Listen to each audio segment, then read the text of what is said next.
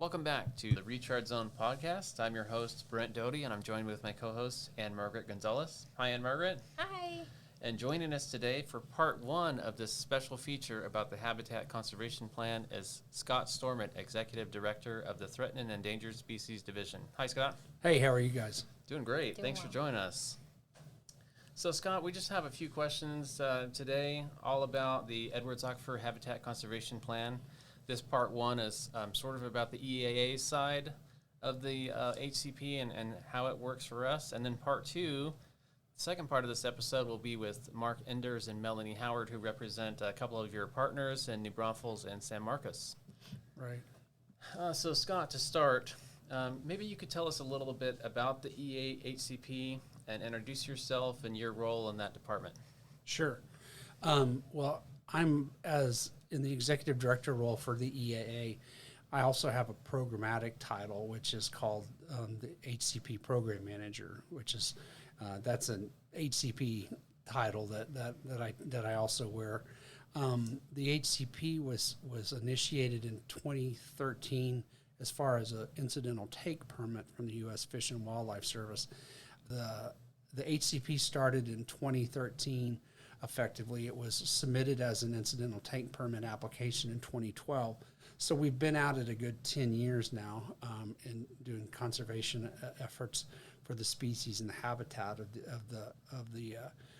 the critters that we're trying to protect. The origins of the process, though, started in the 90s and went into the late 2000s. And then a process that was called the ERIP process started up. And that was what, from a whole range of stakeholder committees and work groups that folded in multiple years of effort. The EAA was part of that. They were not the only one that was at the table. There were many of the current participants in the process now were there as well. And was not always an easy process. It was contentious at points. But they worked diligently. They worked through their issues and came up with a consensus-based arrangement, which is basically what the HCP became. The permit application was submitted in 2012 to U.S. Fish and Wildlife Service, and in 2013, the permit was executed, and it named the Edwards Aquifer Authority as the manager of that process. There are 5 permittees that are on the incidental take permit. Those are City of New Braunfels, the City of San Marcos, Texas State University, the City of San Antonio, but is represented by San Antonio Water System, or SAWS, and then the EAA. Mm-hmm. So those are the 5 permittees that are listed. We have a implementing committee that runs the operations for the organization, or for the program, excuse me. And it's the 5 permittees that I just listed, and they make executive decisions. I work with them in kind of the bigger picture policy issues. They review budgets, they review work plans, and they make sure that they kind of feel like, from a big picture perspective, that things are progressing in the way they're supposed to. Obviously, my role is kind of more of a day-to-day program management and guidance of the overall process, and I bring them proposals, and then they make decisions based on our recommendations. There's also a stakeholder committee, which is built of 28 various stakeholders of interested parties that were involved in that ERIP process, and they represent municipalities, they represent environmental groups, academia, recreational groups. They kind of represent the gamut of potential interested parties. So they serve in a role of kind of an advisory committee. They do have decision-making capacity as well in the process of bringing forward certain types of proposals that come out of the HCP. So they also serve as one of the decision-making entities in the process that eventually their decisions are then passed on to the implementing committee for final acceptance or not acceptance, depending on what the issue is. There's a third committee, which is called the Science Committee, which is basically they're the technical experts that serve the HCP, and they provide guidance, and they also have decision-making authority over certain types of scientific issues and scientific proposals. Adaptive management, which is a process within the HCP, where certain types of proposals where the HCP needs to be amended in a significant way, they start with the Science Committee. So they're our technical expertise group, and they're very important to the process. Their opinions have a lot of weight with the implementing committee.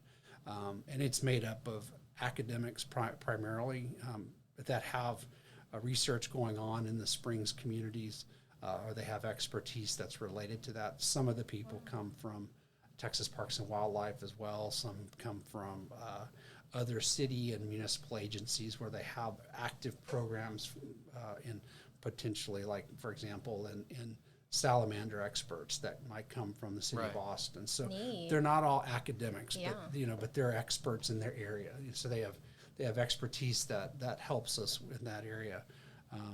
So my role is primarily to help coordinate all of this activity with the HCP staff, and then bring forward the management strategy that we're going to utilize to progress towards making sure this HCP addresses what it's supposed to as part of the permit.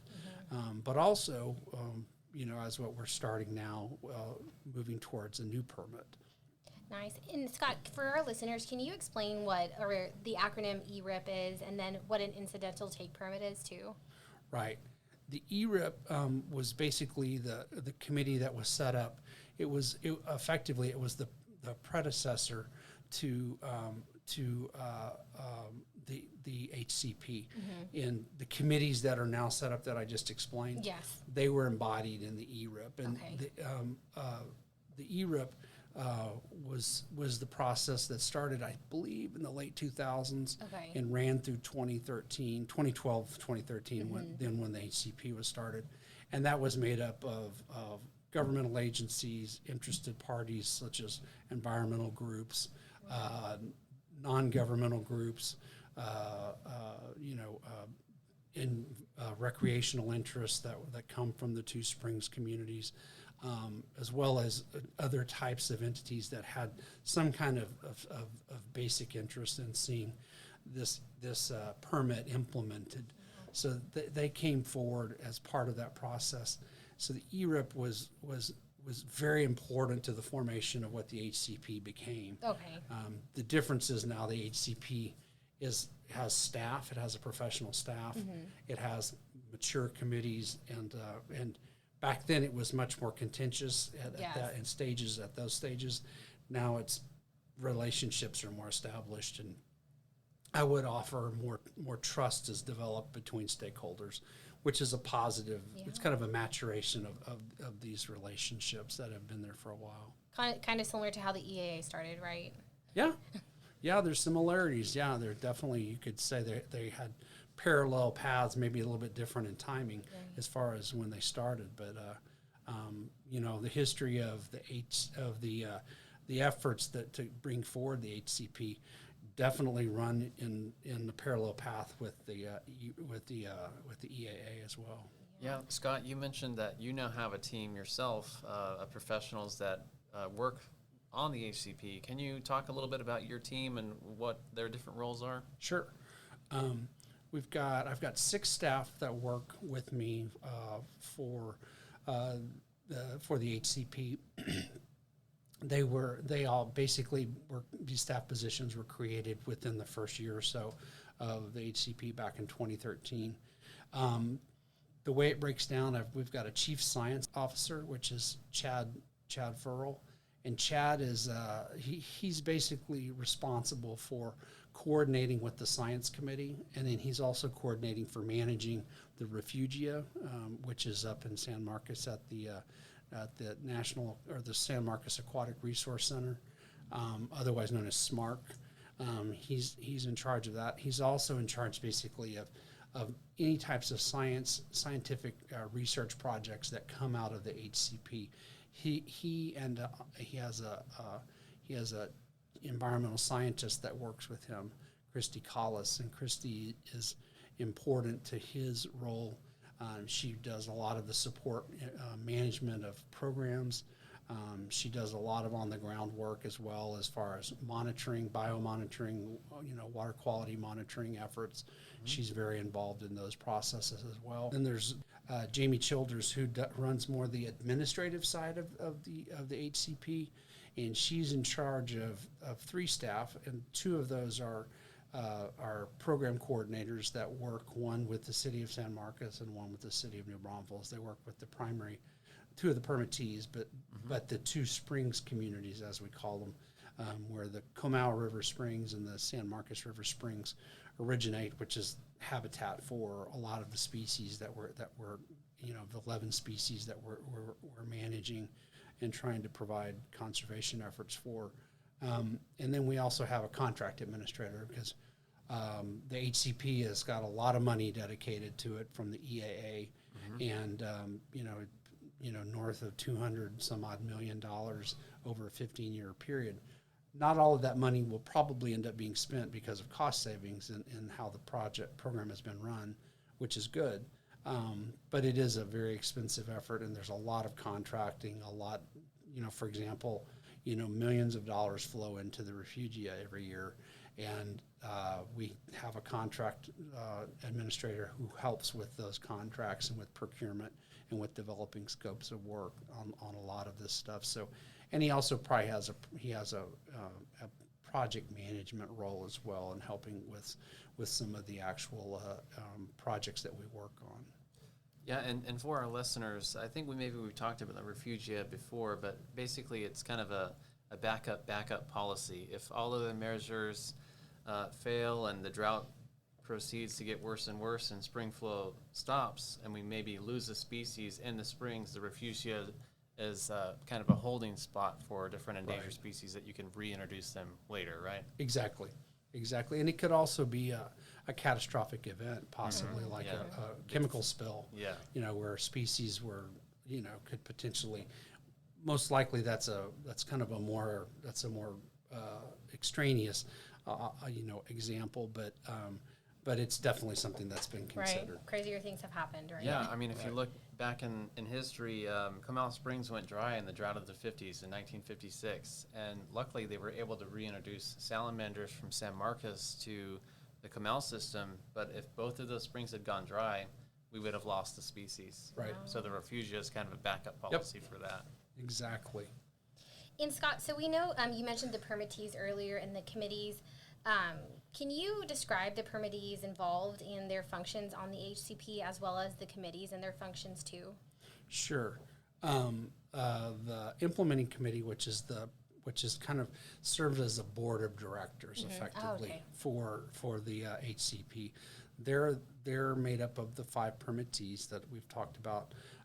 Those permittees are responsible to each other to help implement the HCP under the incidental take permit from U.S. Fish and Wildlife Service. So the conservation measures, the biological goals and objectives, the program goals that are set out in the HCP and have been developed between these permittees is what they're mutually responsible for, and they guarantee to one another that they will do what they need to do to help implement the HCP. Now, the implementation is handled by the staff effectively, but the big picture policies and the big picture obligations are done by the implementing committee. Now, they coordinate with the stakeholder committee, because the stakeholder committee is effectively an advisory committee, but it also has a broad representation. So they represent groups that are affected by the HCP and want to help see the HCP be successful. And they represent interested parties that have certain perspectives about the future of the permit, the future of the program. And so there's a consultation that goes on between the implementing committee and the stakeholder committee. Yes. As well as I mentioned, the stakeholder committee does have some decision-making roles within the HCP, where they they make decisions that are then passed up to the implementing committee for acceptance, or potentially, if they didn't agree with it, they may not accept it. All of the decisions are on a consensus basis, though. No decisions are majority rule, but everything is consensus based. So that takes a lot of effort from the staff as well as from me to make sure that we have communicated effectively with every entity at the table. What's going on, what's being proposed, and then make sure that we integrate any unique perspectives that may need to be factored into the proposals that we put in front of people, so that we can garner the support of everybody at the table. That's nice. I like that, because you would think too, like you mentioned, like the interested parties and people that have a vested interest in the HCP, because it is essentially the San Marcos River, the San Marcos Springs, Comal River, Comal Springs, where those are kind of important parts of those cities, right? Oh yeah, they're instrumental. I mean, those in San Marcos, the river is, you could say it's the lifeblood of that city, because I mean, people float it. They spend time at Spring Lake, and and there's glass bottom boats. I mean, there's showing the springs themselves, but it's people love the river in San Marcos. In Comal, in New Braunfels, the Comal is so vital. There's land to park. There's so much work that's been done there to protect the species and that habitat. And then there's so much recreational interest in the rivers just south of Land O'Lake. And so it's once again, it's like the lifeblood. There's also the Guadalupe, which is part of the river system in New Braunfels. But these are such important resources for these communities, and so they prioritize them, and they prioritize their role in the HCP. Yeah. Now, Scott, you touched on the timeline a little bit before, but it transitioned between the EA RIP to the HCP around 2012, 2013. So that means we're going on 10 years now of the Edwards Aquifer Habitat Conservation Plan. And you also mentioned sort of adopting this new phase or a second phase of the incidental take permit. So can you talk a little bit about that and maybe the future of the HCP? Sure. The original permit, as I mentioned, was a 15-year permit. Started in 2013, will end in March of 2028. What we have begun, we started in 2018, started working basically on the new potential permit, what we're calling the permit renewal process. Most likely this permit there won't be a brand new permit that would be applied for. It'd be some type of amended permit that would allow for the successful measures and the successful parts of the program to continue on. Any parts of the program that might need to be modified or amended, we can do that. And if there's any parts of the program that in the HCP that just don't make sense, and they've either we've covered that issue and we've done a good job with it, or if there's just some parts that just don't fit, which happens, there's some conservation measures that just don't make sense, we would remove them. And so we started that process in 2018. We've done a lot of analysis on which type of approach we want to take, whether it was, do we want to renew the permit brand new, or do we want to amend it? I think we've kind of landed on amending it in some fashion. And the idea is to seek a 30-year permit this time rather than a 15-year permit, which is a big step. I mean, because it's important, because the reason why we think we can go after a 30-year permit is because the EAA has provided really strong management and guidance to it. And then the implementing committee and the stakeholder committee, like I said, relationships have matured and developed. There's a lot more of a trust levels between parties. And credibility, I would assume, right? Yeah, and credibility. I mean, it has a track record of success. And so what we're doing for the next 6 years, from 2022 to 2028, is we're developing with a consultant that we're in the process of hiring a set of studies that will be determined what what types of information need to be developed to put into the new permit application, which would basically be submitted in 2025 to U.S. Fish and Wildlife Service. So we've got a 3-year window here that we're going to be pursuing all of this work. We're starting this summer of 2022 a listen and learn set of workshops. Cool. And they're called listen and learn workshops, where we're going to spend time with, it's kind of a stakeholder-driven approach, and we're going to spend time with stakeholders. And when I say stakeholders, I mean the broad range of stakeholders, not just the stakeholder committee. Nice. But and that will be an effort for them to share their feedback on specific issues that we're going to focus on. We're going to focus on our conservation measures. We're going to focus on our biological goals and objectives. We're going to focus on climate change, which will be a big part of a new permit, because that's a very critical issue that's going to have to be factored into how a permit is implemented. And we'll be focused on these issues as part of the listen and learn workshops. And those workshops will be ways that we get feedback and we get guidance from these people that help us understand what they're thinking, what are their priorities, what do they think might need to change, what might need to stay.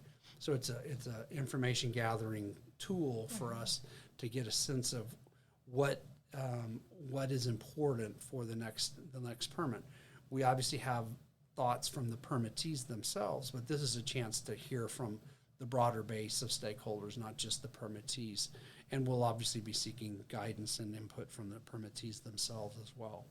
But so the goal would be in 2028, we would have a new permit executed with the permittees, and then we'd move forward on another 30-year permit. The program will look different, I think, and it'll have different feel to it in some ways.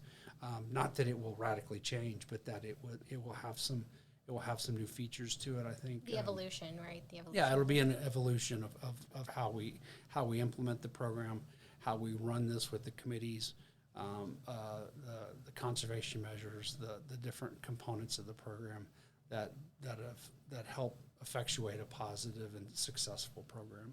Yeah, maybe we can explain to our listeners a little bit the differences between an incidental take permit and an HCP. We've talked about this, but the HCP is essentially a combination of conservation and program measures, spring frill protection, species protection measures, whereas the incidental take permit is a permit to allow for the taking of a certain number of species, right? Right, exactly. And the incidental take permit is effectively the umbrella, and underneath the umbrella is the HCP and other agreements that were executed between the 5 permittees, more like interlocal agreements that were executed that determine how we coordinate with one another.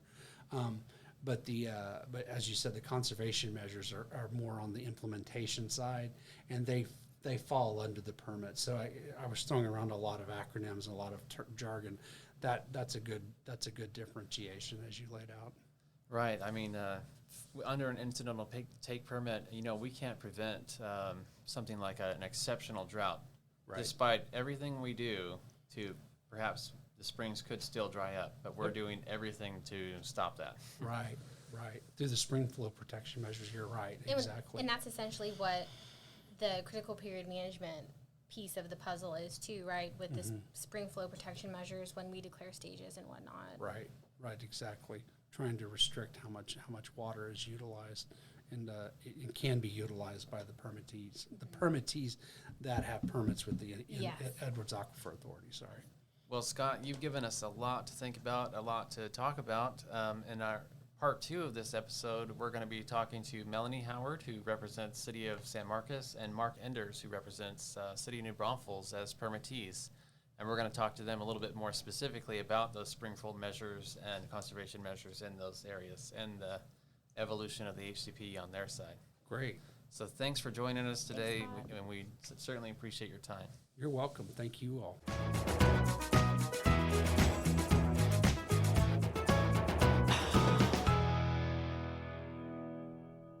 Thanks for tuning into this episode of the Recharge Zone podcast. Have questions, ideas for topics, or things you would like to share with us? Well, reach out to us at rechargezone@edwardsaquifer.org.